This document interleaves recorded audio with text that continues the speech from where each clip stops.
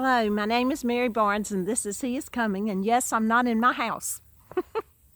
Yep, not in my house, because God got me up at 3 o'clock in the morning and said, I want you to talk on the journey. I said, okay.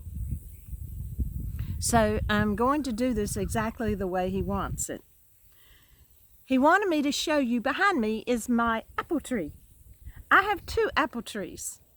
I have this one and one far behind me over toward the front of the house. And as I was looking, and you're going to hear cars go by, I'm sorry, they're going to make noise. But as I was thinking about this, of what God showed me in this little book, He showed me in one of the books that I have. It's called The Heart of the People. A friend of mine gave this book to me because she knows that with Jewish roots, you're always looking at your roots sometimes, and I have dwelt on the Jewish roots, and I really was encouraged when I read about this man named Rav Kook. I don't know if that's a short sign for rabbi. I have not a clue. All I know is I think he's a teacher. But Rav Kook, it was talking about Genesis and how God created the trees for meat. The animals were vegetarians before the great flood. They ate the fruit off the trees. And of course, Adam and Eve ate fruit off the trees. But one of the greatest things that I have seen right here is really exciting to me. It was so exciting to me. Well, I'll tell you about it. Rav Kook, and I'm going to read this little short paragraphs out of this book, because then you'll understand what I'm trying to get to. Rav Kook explained that one of the basic failings of our limited perception of reality is that we generally aspire to the goal and ignore the process of attaining that goal. Man often focuses on the fruit of the tree and ignores the sweetness of that tree that bore the fruit. We emphasize on destination, and as a result, we are unable to appreciate the means by which we attain our goals. When we focus on the destination, listen to this is so good, and not the voyage, on the goal as opposed to the process of reaching that goal, we inevitably focus on the blessing rather than on the one who is the source of all blessing, and we miss the whole point. It's inevitable. If you have your eyes on a certain goal and you keep your eyes on that goal, you're going to miss that joy. It's like taking a ride. I was looking at a video of this family, the Mills family, and he was taking a journey. They were going to the hospital, and it showed going down the road. I mean, he had the camera going down the road and around and around and around these hills, and I thought, oh, that would make me so sick on the stomach. I'm not one of those that likes the curves and the hills and all that stuff. I like flat road, go here and go yonder, so used to it. But he didn't. He stopped at this rest area where there was a picnic table, and the family ate at the picnic table, and they enjoyed the little creek they found, and they enjoyed the little time they spent. A little child had 2 of those nasty grub worms in her fingers, in her hands, but it fascinated her. What a joy. The family would have missed that if they were sticking their minds on the goal. What a precious little moment, which each of us have every day. We have these precious little moments, and we skip right by them.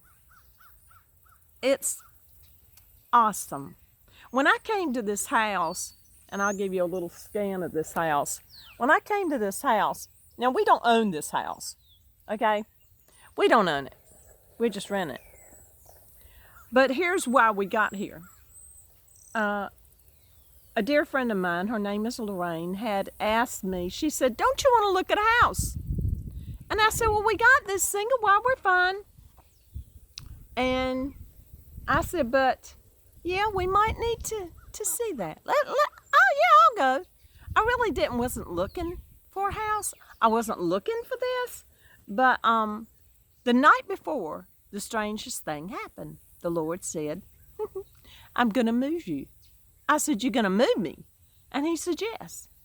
And he said, and he showed me a little span of flowers, and they were purple, and they had these fanned out leaves, like fans that were kind of closed. And I looked at this purple little plant with the little yellow inserts, little, you know, the little stamens and everything, all that stuff. And I saw it and I got excited. I said, that is the prettiest little plant. Never did I ever think in my right mind that plant was a weed. It's a growing weed. It grows everywhere. But I thought it was a beautiful plant. Oh, it's just gorgeous. So without thinking, I had told Lorraine, yes, I'll go. So we come to this house, and she shows me the inside, and I love the inside. And then she showed me the outside. And on the outside, on the other side of the house, she said, I'm going to show you the outside of the house. And when we came around the corner, there was that flower. I went, oh, it's air caught in my throat. And I was so excited. And so, but the house needed some work, and sure enough, outside. And so I thought, I could do this. I could do this. Yeah, it may take some effort. I can do this. So when we came, we were really satisfied with the house. Just beautiful, beautiful house on the inside and out, and I enjoyed it.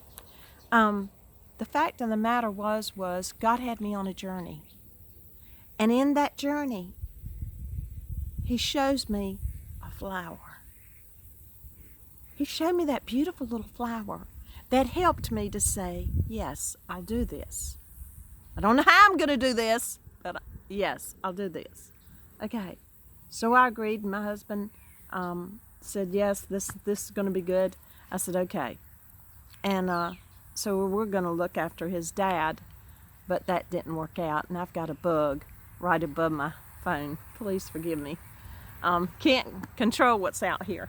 But I just wanted to say that the journey, getting here and being here, has been such a great one, because friends of mine would say, I feel such peace here. There is a lot of peace here, and there was a reason for that. My husband went through something very hard, and he needed peace. I needed peace from the healing of it too. So God set us in a place of peace. Don't look at your journey right now and let me give you, for instance, the journey is very important. Jesus always was on a journey. You know it, and I know it in those scriptures. But let me tell you what a friend of mine, I talked to him the other day on the porch of the car lot. And I had gone up there for a reason, and we happened to talk about the Lord, because we always talk about the Lord. And he said, I don't know why God's got me here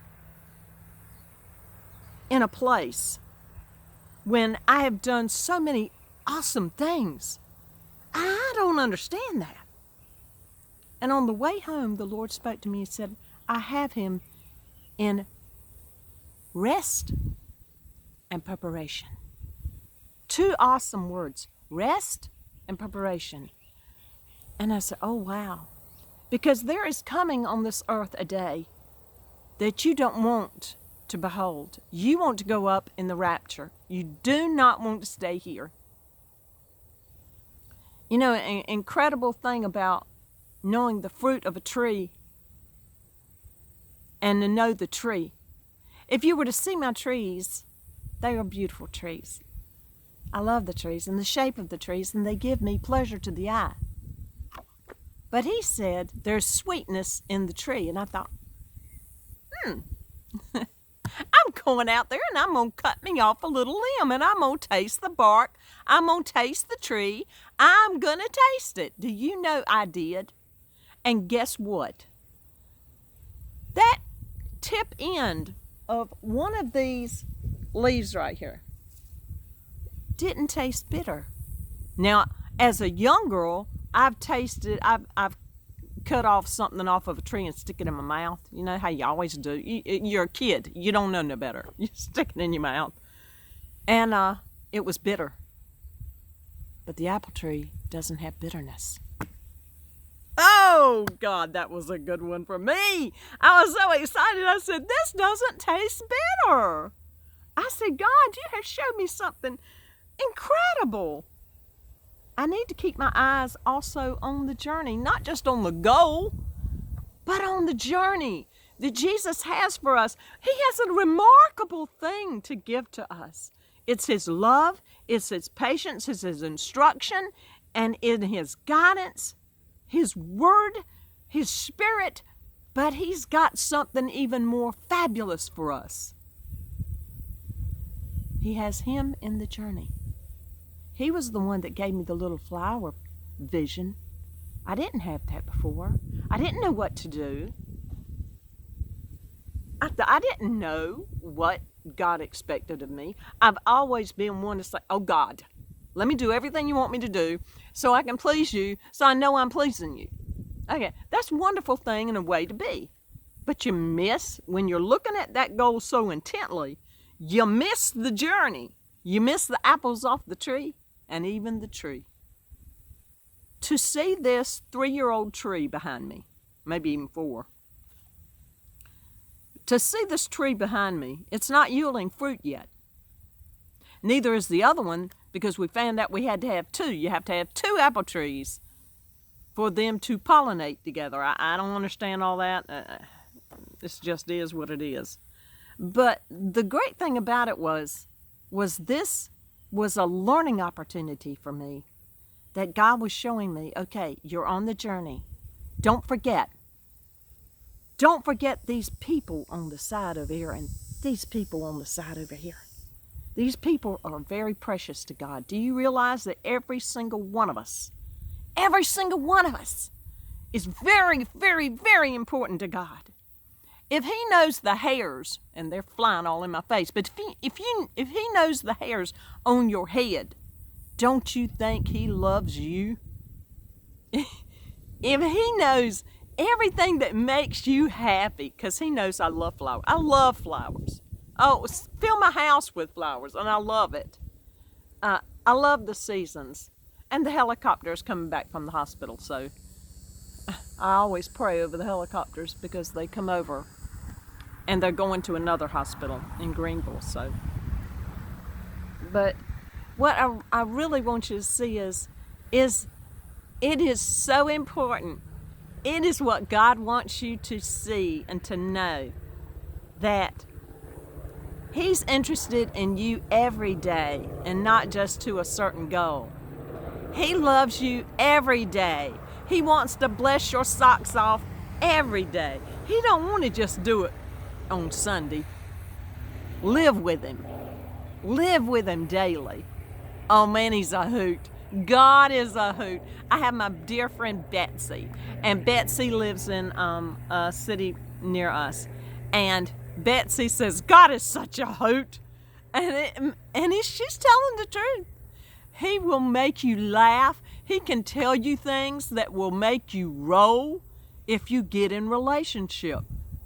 So the whole point about this is Jesus came to give us relationship with the Father.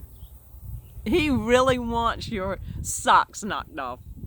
If you ask Him, God, knock my socks off today. I've done this so many times. And He will, inevitably He will. And if not that day, it's the next day. But He'll do it because He's such a good God. He loves you. Man, He loves you more than you can even possibly think. I see so many people on YouTube, and I say, oh, God loves that about them. Oh, God sees that in them. He gets excited. People, God feels. He knows, but He feels. He is God, exalted. Don't take me wrong. He is high and lifted up. Bugs. But he loves the stuffings off of you. And I just pray that today you'll get your eyes on the journey, as long as you keep them on the goal, but just get your eyes on the journey and let the sweet Lord who gave you life give you some more. Taste the apple tree. Taste it and see that it is good. There's an old saying, says the fruit doesn't fall far from the tree. I want to be such a good fruit to Jesus that I don't drop far from him. You see what I'm saying? I want to be so near him, near his heart, that he says, "Oh, Mary, did you see that? Did you see that?" The other day, in the backyard, I was sitting in one of the chairs watching the dogs in their pen. And we have a butterfly bush. And this butterfly, actually wasn't a butterfly, it was a moth. It came up, flew right up on me, and sat on my knee and looked at me. I was just out there with my Bible in my lap, and I was just talking to God. And all of a sudden, this moth has got my attention. And I look at him and I say, "You can't sit there. You've got to go back to your tree. You can't sit there." And as I was saying this and talking to this butterfly, a blue jay comes off of a tree and comes into the backyard, into the pen. And I'm seeing this bird just sitting in the back of the pen. And he looks at me. And I'm thinking, yes, I'm not lost my mind. I'm talking to a moth. But this moth had to be told what to do, and I was going to tell it. And it went back to its bush. It brought me to Genesis again, and in which we've been studying it in our classes. We're in Genesis, and the professor told us, he said, God is a creative God. And I like this point. This is just because of the bird and the moth. He said, God has to, when he speaks a thing, he has creative ability. So anything he speaks, he creates. He said, "Light be," it was be. It was done. It was done. It was be. It was done. Light was there. And everything else from that point that we know of in creation to the time we have known God, he can speak it, and it's done. I mean, it is done.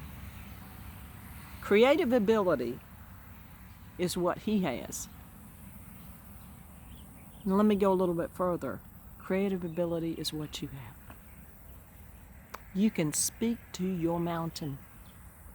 And you can say, "Go to the ocean and dive in, mountain. This ain't going to mess with me. This isn't going to touch me. My spirit is holy and righteous before God because Jesus Christ, by his blood, made that righteousness righteous.